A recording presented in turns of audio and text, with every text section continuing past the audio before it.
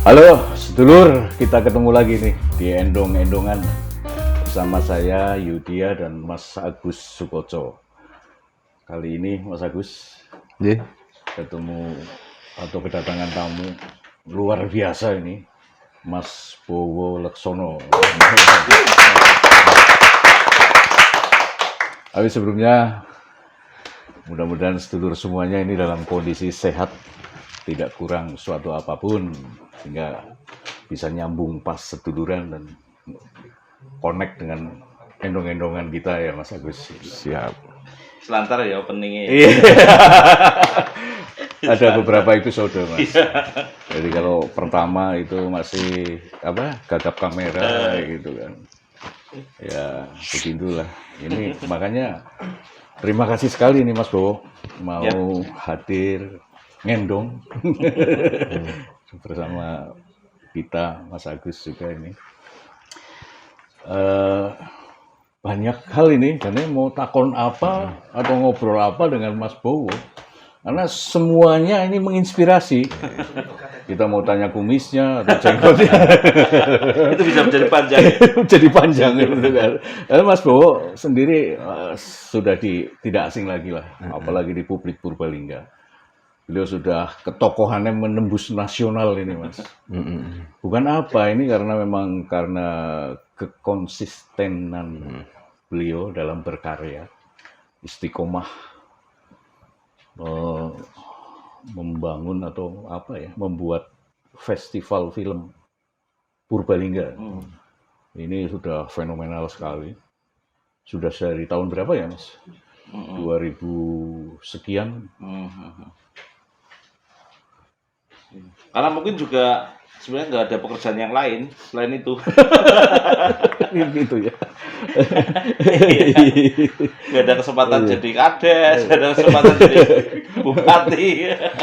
Tapi kalau dari kurikulum vitae yang pernah saya baca dari Mas Bowo ini kan, panjenengan kan dulu kuliah di Fakultas Hukum Undip, ya, artinya belajar ilmu hukum ini kan. Bahkan sebelumnya saya sempat di Unsur setahun. Oh pernah? Ya, terus di DO. Di Fakultas Hukum. Di DO karena aku ikut tes lagi kan, UMPTN lagi, keterima di Undip, ya udah pilihannya Undip. Bukan DO karena balelo. Iya, tapi alasannya saya itu karena di Unsur itu nggak ada demo, itu aja sih. Sepi banget, gitu kan. Nggak ada demo, ya udah aku mending pindah ke kampus yang banyak demo. Di tahun berikutnya ikut lagi. Iya, ikut lagi tes. Waktu itu apa sih Penmaru apa SM? UMPTN ya, diterima di Undip. Nah ini Mas, kan sebagai belajar di ilmu hukum itu mestinya kan ya jadi lawyer lah, gitu, apa notaris. Gitu. Belakangan dari biodata panjenengan tadi pernah jadi jurnalis juga ya, wartawan ya Mas.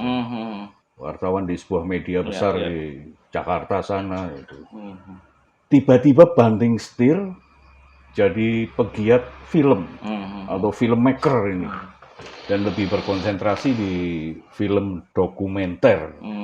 Bahkan belakangan sampai memprovokasi anak-anak muda di Purbalingga untuk mencintai film gitu, sebuah media yang sebetulnya ya asing, tapi ya memang teknologi ini belakangan menjadi populer ya. Dan mau tidak mau ini di era digital ini ya, panjenengan sudah menjadi leader, pionir di titik ini Mas. Apa sih yang menarik kok panjenengan bisa banding setir ke situ Mas? Sebenarnya kalau secara ideal itu malah banding setir itu malah salah. Justru saya udah sesuai relnya. Gitu. Kan. Justru ketika saya SMA terus dan memilih Fakultas Hukum itu malah banting setir, gitu kan. Artinya saya punya jiwa seni atau senang seni itu sebenarnya justru dari sekolah ya, dari SMA, SMP saya udah ke Fakultas Hukum malah kesasar gitu. Iya. Jadi cita-cita waktu masih sekolah di SMA itu. Karena dulu kan kayak gini, orang harus kuliah gitu kan, apalagi kan saya salah satu anak bapak saya PNS gitu kan. Malu dong kalau anak-anaknya nggak kuliah gitu aja kan. Sekedar mencukupi kudangan orang tua gitu kan. Dan saudara-saudara saya juga pada kuliah. Meskipun saat itu bapak saya meninggal waktu saya kelas 1 SMA kan. Dan saya sadar bahwa saya harus bisa jadi saya akan berhenti untuk kuliah SMA, saya berhenti kuliah karena kalau saya nggak masuk kampus negeri. Ya, soal biaya itu, karena masih ada kakak saya yang kuliah dan di swasta, bayaran mahal. Tapi karena ya mungkin karena salah satu lulusan SMA 1 Purbalingga kalau nggak keterima di Unsud berarti goblok banget. Jadi gampang. Dan yang memungkinkan aku milih ya Fakultas Hukum gitu kan. Tanpa saya berpikir besok kalau lulus mau jadi apa, berah biru, pokoknya kuliah itu aja kan. Karena di masa itu juga orang kuliah sebenarnya tidak serius kuliah kok. Karena masih rame nih ya di tahun-tahun 94. Asal memenuhi status saja gitu kan. Status pertama itu, kedua negara kan lagi gonjang-ganjing. Tahun berapa sih berarti jangan masuk ke saya di Unsud 94, lulus SMA 94 itu kan. Makanya itu tahun memang mulai gonjang-ganjing, banyak demo gitu kan.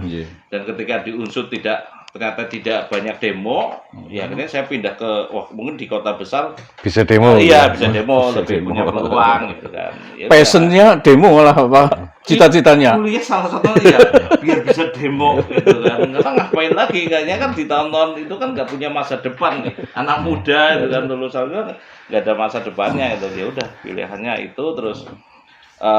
Ya karena saya senang seni, lagi-lagi di setiap kali masuk kuliah itu salah satu yang diikuti ya kelompok teater, masuk ke sini. Berteater gitu. Tapi ketika masuk Unsud malah Fakultas Hukum Unsud, Fakultas Hukum Undip nggak ada teater.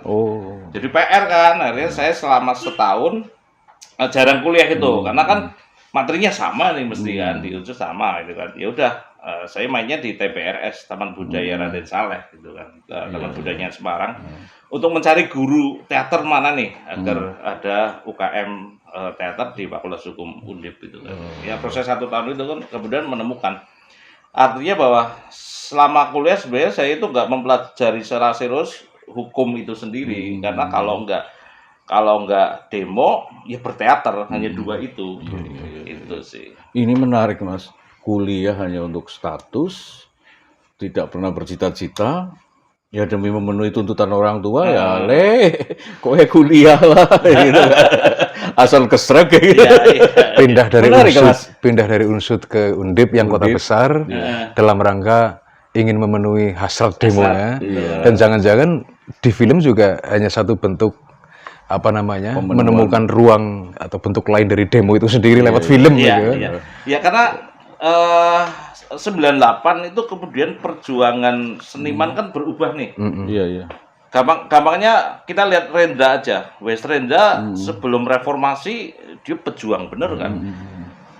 Dengan satu puisi itu bisa menggerakkan satu pergerakan penting di Indonesia. Pasca reformasi bayangkan.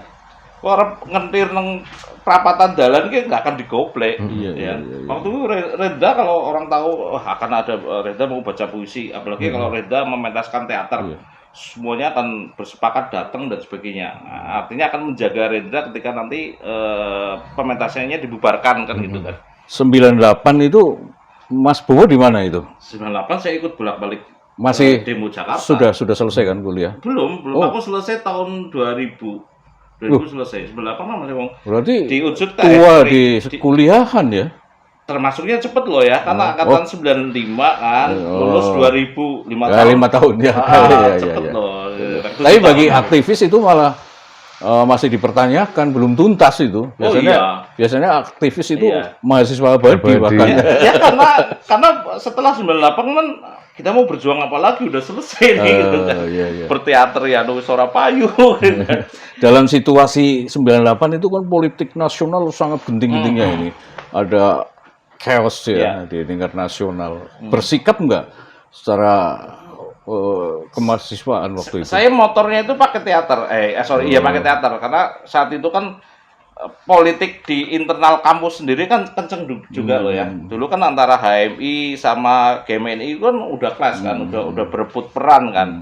Peran untuk bisa dapat pengaruh di kelas, bagaimana mereka bersikap terhadap negara dan sebagainya.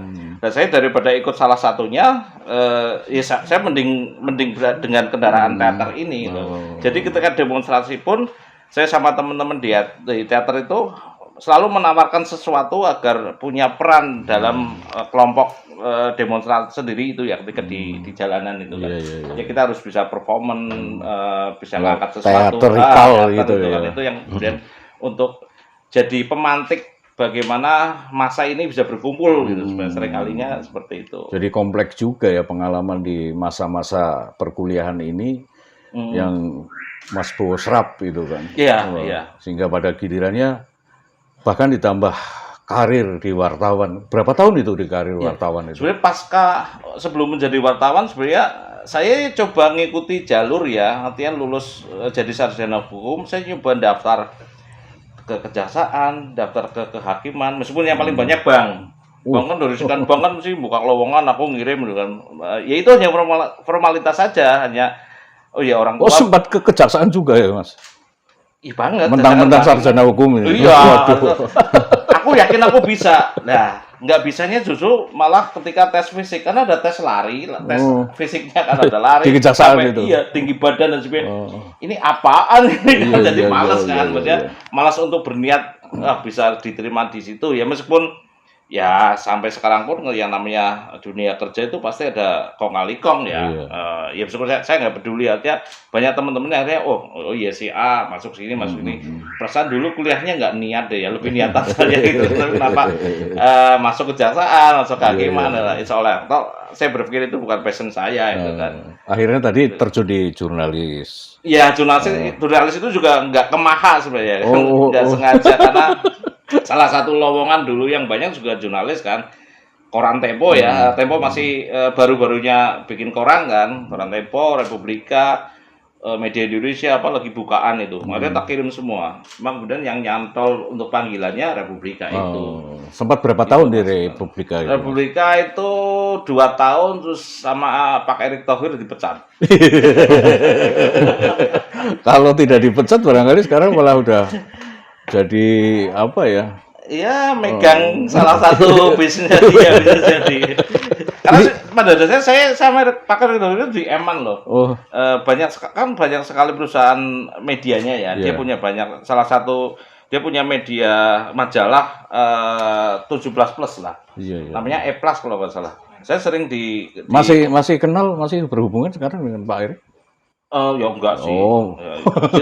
Nanti ini bagus ini. Jadi nanti judulnya podcast kita ini untuk edisi ini, Bowo Laksono pernah dipecat Erick Thohir itu. Berarti tidak pernah, bukan disayang malah. Sekarang yang disayang Mbak Rara. Jadi dulu kondisinya gini, saya banyak membantu dia di perusahaan dia yang lain gitu kan, karena masih sama-sama jurnalistik gitu kan, produknya kan majalah itu kan. Karena majalahnya majalah dewasa, tidak banyak wartawan yang mau kan kerja malam kan. Karena saya masih baru, masih bersemangat, ya udah diperintah sama Pak Erick Thohir untuk meliput dunia malam, paling seneng gitu kan. Ya udah punya liputannya apa gitu kan. Udah gitu. Padahal juga nggak paham juga ketika di lapangan ini apa yang mau ditulis ya, glamor Jakarta gitu kan. Ya tapi dari diskusi ngobrol dengan teman-teman sama orang lama-lama jadi paham gitu kan. Ya pokoknya kamu rasain aja seperti apa. Ini kayak di film-film Amerika gitu kan. Memang gila-gila. Tapi setidaknya itu lebih memperkaya lagi ya pengalaman-pengalaman itu. Meskipun itu juga bukan passion ya, bukan panggilan ya, bukan panggilan untuk berprofesi sebagai wartawan tadi. Pada akhirnya kemudian banting setir ya. Atau itu lebih ke panggilan tadi, bergiat menjadi filmmaker. Lebih tepatnya ini saya melanjutkan dari dunia panggung sih, dari dunia panggung teater. Dari berteater tadi ya. Sebenarnya jurnalis hanya selintas aja, ya semacam tuntutan hidupnya ini. Tapi ideal dalam saya hidup itu ya dari teater di kampus, kemudian habis reformasi itu, terus saya bingung harus ngapain lagi nih, gitu kan. Ya udah. Ada pilihan adalah waktu itu awal 2000 atau 2000-an itu kan kemudian anak-anak muda kota besar itu kan Jakarta, Jogja itu pada bikin film. Yaudah itu juga hasil karena saya liputan-liputan mereka kan. Jadi mencoba kayaknya ini yang pas nih, ada medium film pendek yang bisa diakses oleh anak-anak muda dan tidak berbasis mereka harus kuliah film ya di IKJ karena kuliahnya mahal itu kan. Artinya lebih melihat perkembangan teknologi yang lebih bisa diaplikasikan untuk memenuhi hasrat atau panggilan jiwa berkeseniannya gitu. Oh, melihat kamera seperti ini. Dan saat itu atau mungkin juga sampai sekarang itu kan bikin film itu kan sama orang-orang di daerah itu kan masih sesuatu yang wah gitu kan. Wah, iya. Mereka masih mengasumsikan ini berat gitu. Barang baru lah barang baru ya. Teknologinya. Tapi ini yang hebat dari Mas Bowo adalah konsistennya tadi itu, bertahan dari tahun ke tahun, udah berapa? Udah 15 tahun, 20 tahun bahkan ini. Di bidang perfilman ini. Memang itu tadi karena nggak ada pekerjaan lain. Tapi menarik. Saya tertarik tadi Mas Bowo mengatakan gini, ketika Pak Yudya tadi mengatakan bahwa loh ini kok aktivitas hari ini di film, kiprah dan pekerjaannya di film, dulu kuliahnya hukum, di fakultas hukum.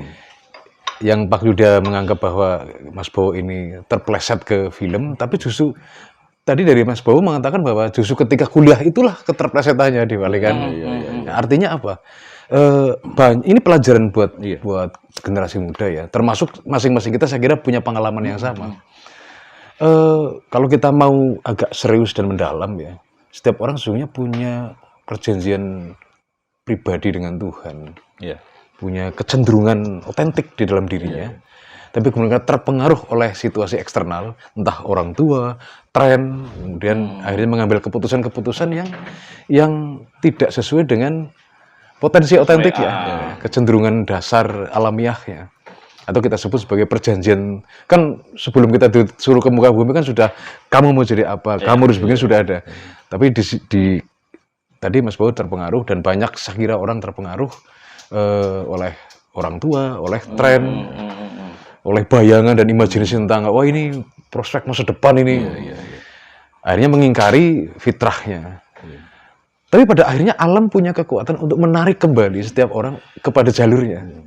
Atau bahasanya adalah panggilan jiwanya. Panggilan jiwanya. Ini kan jadi pelajaran buat terutama generasi muda bahwa ketika akan memilih sesuatu mestinya tidak dipengaruhi oleh dipengaruhi oleh banyak faktor di luar dirinya, tapi lebih rajin untuk muhasabah ke dalam dirinya, supaya nanti keputusannya memang sesuai. Ini pelajaran besar lah buat kita semua dari Mas Bowo. Makanya sebenarnya banyak orang yang bilang bahwa kamu berarti mubah ya kuliah fakultas hukum malah sih gawene film gitu kan. Enggak sih ya, saya kan justru punya dua ilmu kan. Saya bisa bikin film atau di kesenian, dan saya tahu hukum. Kan itu kan dapat dua dong, meskipun kalau kan nggak mungkin orang itu bisa jadi seorang hukum tanpa kuliah kan, makanya harus kuliah gitu kan. Nah, kalau seni ini kan alami kan. Artinya ketika zaman kuliah juga aku punya pergesekan dan punya banyak pengalaman yang benar pemahaman terhadap seni jadi lebih banyak juga. Ya, hasil produktivitas itu juga pada akhirnya juga akan bersentuhan dengan urusan-urusan yang berbau hukum. Karena produk seni pun hari ini juga ada semacam hak cipta gitu ya, Mas, copyright itu kan. Ketika film panjenengan kemudian ditayangkan di salah satu platform media, YouTube atau apa gitu kan. Itu kan punya copyright itu, Mas. Pemahaman setidaknya itu kan jenengan punya dasar-dasar untuk hal-hal seperti itu ya. Dan saya juga jadi punya banyak teman ketika teman-teman seniman juga banyak, teman-teman film juga banyak, teman-teman berbasis hukum juga banyak juga, gitu kan, yang pengacara, yang di kejaksaan, di kehakiman. Artinya itu menjadi jaringan panjenengan ya. Iya. Tapi benar Mas Bowo hari ini merasa ya bahwa bekerja sebagai pegiat film ini menikmatkan, ini panggilan jiwa ya. Iya, kan banyak orang yang bilang bahwa kalau bisa kita bekerja karena hobi kita. Sebenarnya itu yang saya alami sih. Kita tidak berpikir ini gede atau kecil pendapatannya itu kan, tapi kita lebih ke kenikmatan kan. Ngapain kalau kita kerja dan ada gaji itu menghidupi keluarga kalau kita nggak nyaman gitu kan. Kerja di pabrik misalkan, aduh setiap hari rutinitas dan sebagainya, sebenarnya nggak nyaman, tapi karena tuntutan ya udah bertahan di situ gitu. Tapi memang menghasilkan kan Mas? Atau hanya menghasilkan kesemrawutan jenggot sama kumis ya? Sebenarnya kalau hidup di daerah agak berat masih belum imbang lah ya. Kalau mungkin kalau aktivitas saya di kota besar sudah banyak kesempatannya. Gitu. Saya coba bertahan di daerah, ya perjuangannya harus bisa lebih gitu kan. Tapi pelan-pelan masih kebutuhan itu ada lah ya, karena siapa sekarang yang tidak membutuhkan karya audiovisual? Itu aja, yakin dengan itu. Persoalan pendapatannya besar kecil, ya kadang besar, kadang minus, itu biasa lah. Gitu. Karena sudah terlalu biasa bertahun-tahun. Gitu.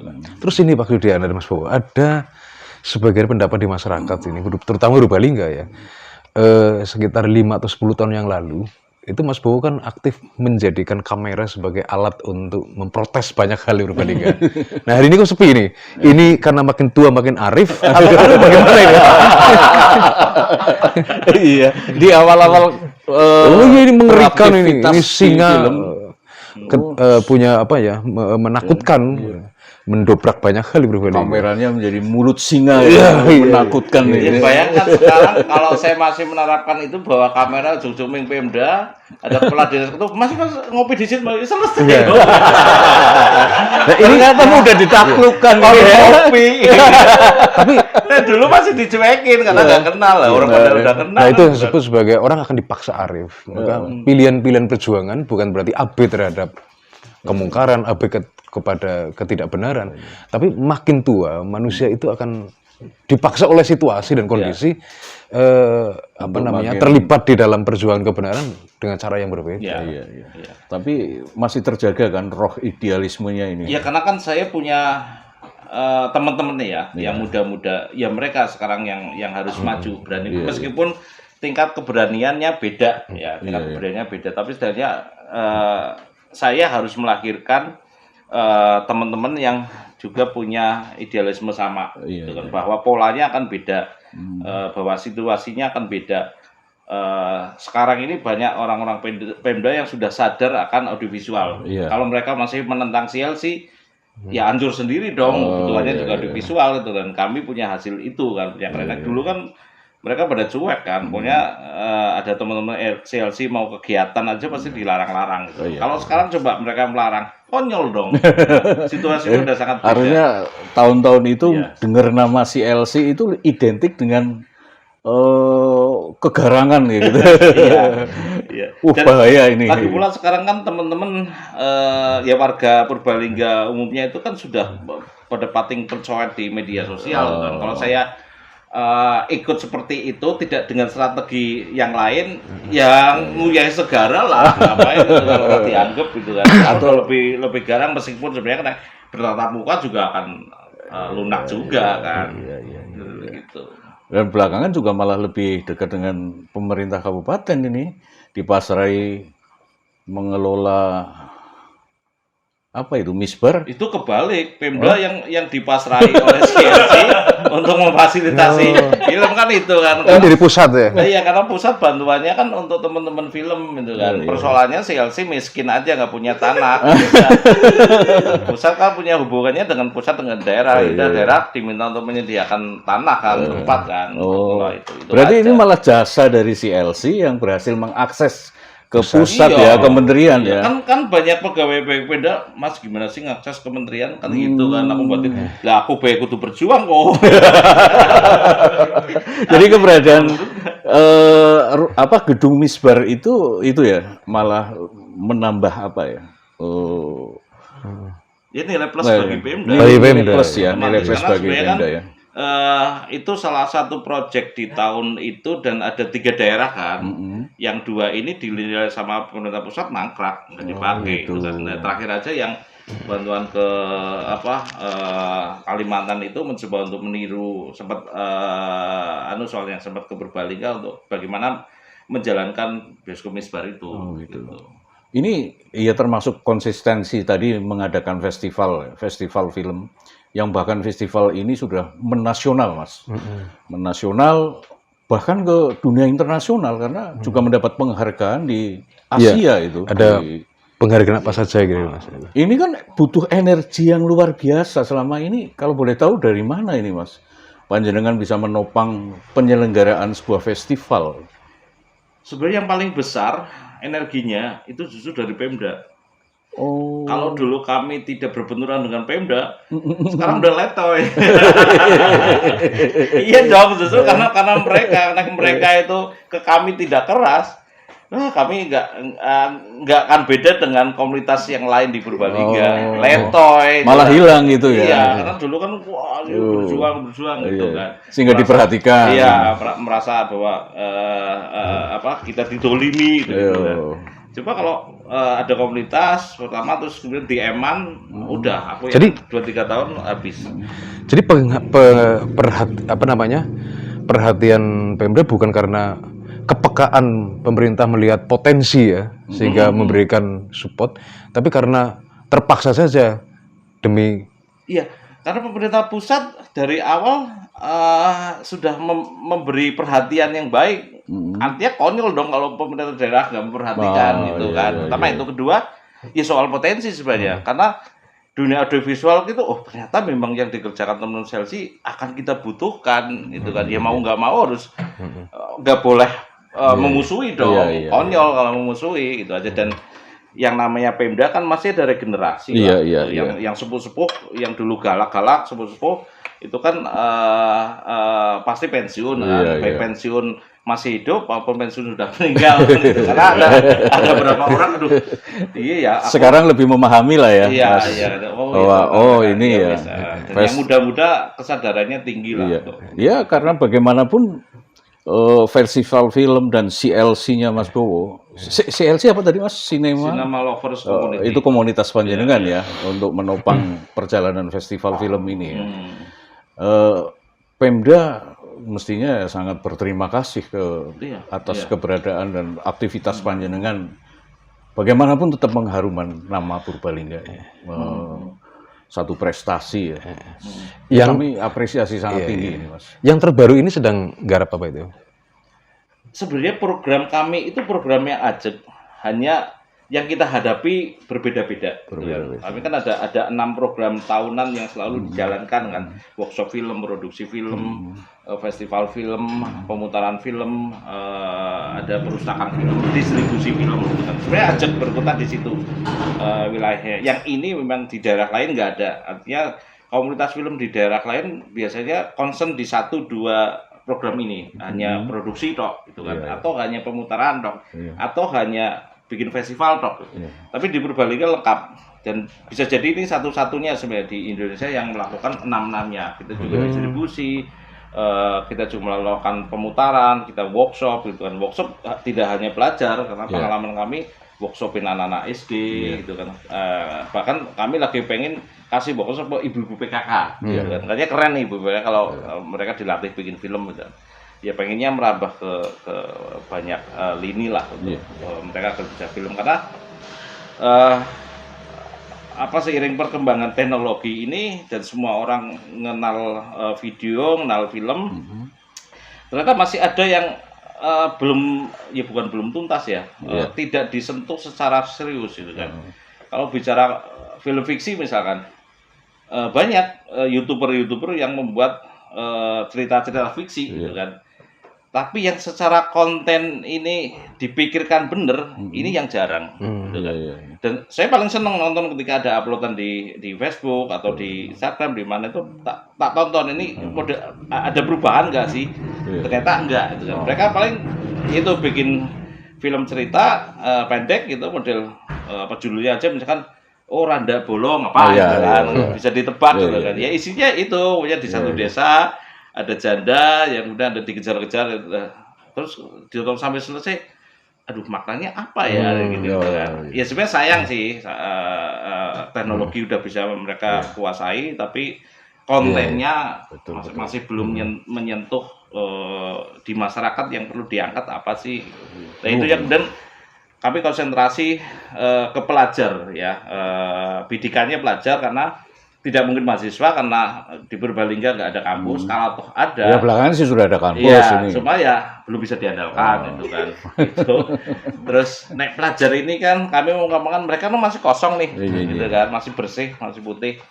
Nah, ini yang perlu mereka diangkat gitu kan, dan mereka tidak punya beban hidup, gitu kan. Mereka nggak peduli ngesuk karena mangan apa dan sebagainya, masih bergantung orang tua. Di sekolah-sekolah sudah bisa memasuki semacam kurikulum pembelajaran apa istilahnya ekstrakurikuler apa ini Mas? Justru sekarang ya sebelum pandemi malah programnya itu bukan kita lagi kami lagi ke sekolah-sekolah, tapi mengandalkan bahwa di sekolah harus ada guru pembina yang mereka harus bisa mandiri masing-masing sekolah. Dulu kami masih datang ke sekolah-sekolah untuk ekskul kan. Sekarang udah lepas biar ada guru. Sekarang udah ada berapa sekolah kira-kira di wilayah masuk pandemi ini ya otomatis berkurang ya. Yang sebelum pandemi itu masih di atas 10, sekarang paling 5-6. Mereka melahirkan ya kelompok-kelompok pegiat film ya di anak-anak muda ini. Eskul film. Luar biasa ini Mas Bowo. Sebetulnya kita pingin sekali banyak hal ini soal menggali pengalaman Mas Bowo, bagaimana berkegiatan, apa aktivitas Mas Bowo yang bisa menginspirasi bagi generasi muda di Purbalingga atau di seluruh Nusantara terakhir ini. Kan banyak orang yang itu ngomongin dulu galak, sekarang enggak. Sebenarnya kalau ngomong galak enggak galak, sebenarnya tonton aja film-filmnya pelajar. Karena film pelajar itu kan yang mereka bikin itu kan hasil diskusi panjang dengan kami. Betul. Penyadaran bagaimana pelajar itu peka terhadap lingkungan itu kan hasil diskusi panjang kan. Dan masalah film itu. Tapi memang film itu tidak mudah diakses ya, artinya mereka bikin jadi terus langsung diupload YouTube enggak. Biasanya beredar ke festival film dulu. Tapi konten-kontennya kritis mereka ya, kritis. Yang anak-anak film yang dibimbingan. Berarti idealismenya tertransfer melalui atau media kalau film kata gitu. orang Jawa dalam rangka mensiasati pekewuh dan watak arif ketuaannya, Mas Bowo ini napok nyili tangan. Oke, ini luar biasa sekali Mas Bowo. Barangkali karena durasi berpodcast ini kita terbatas ya gitu kan. Di akhir pembicaraan kita lah, ngobrol kita, endong-endongan kita, ada satu semacam pesan dalam beberapa 1-2 kalimat. Satu untuk pemerintah kabupaten, satu untuk generasi muda. Gagap ya dengan pemerintah daerah. Ya masih berharap terus supportnya. Ya kalau soal pemerintah support itu seharusnya kewajiban Sudah ya. Ini gagap ini karena rikuh atau putus asa gitu. Karena bisa suatu saat saya kejam sekali gitu. Saya kejam tapi nuntut tapi ngaruh-ngaruh. Ini kan pada mau ngambek bareng wong tua loro dibayi yo.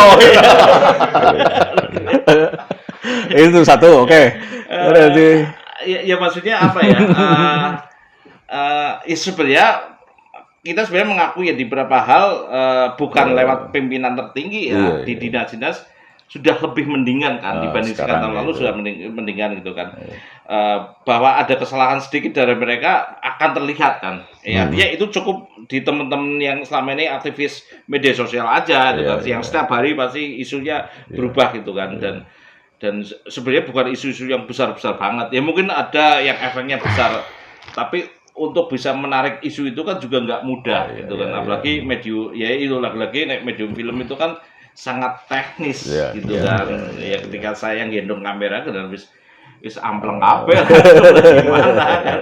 Dan sekarang untuk generasi muda, terutama anak-anak sekolah yang memang menjadi segmen provokasi panjenengan untuk berkegiatan di film atau melahirkan Bowo Laksono muda ini. Apa ini, Mas? Ya nggak cuma pelajar sih ya, anak muda pada umumnya lah. Ya, bahwa teknologi ini sudah sampai ke mereka semua ya. Dulu yang saya awal berjuang memperkenalkan itu masih pada belum belum percaya, dan sekarang anak kecil pun sudah memakai teknologi itu kan, video dan setiap hari itu kan.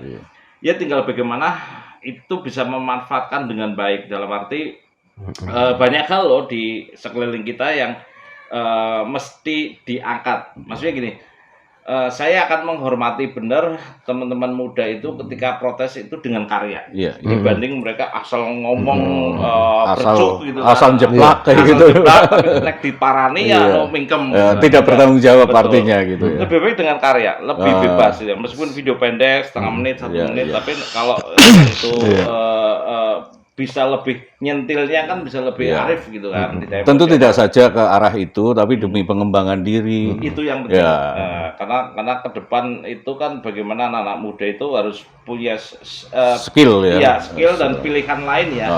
Mereka akan jadi apa dan supaya kalau memang itu jalannya kan kenapa enggak. Oke, terima kasih sekali Mas Bowo Laksono nih yang telah berkenan hadir. Sekali lagi kami ucapkan terima kasih. Luar biasa, barangkali bisa menginspirasi dan bermanfaat buat para sedulur-sedulur semua, terutama generasi muda ini. Kita ketemu lagi di endong-endongan yang akan datang.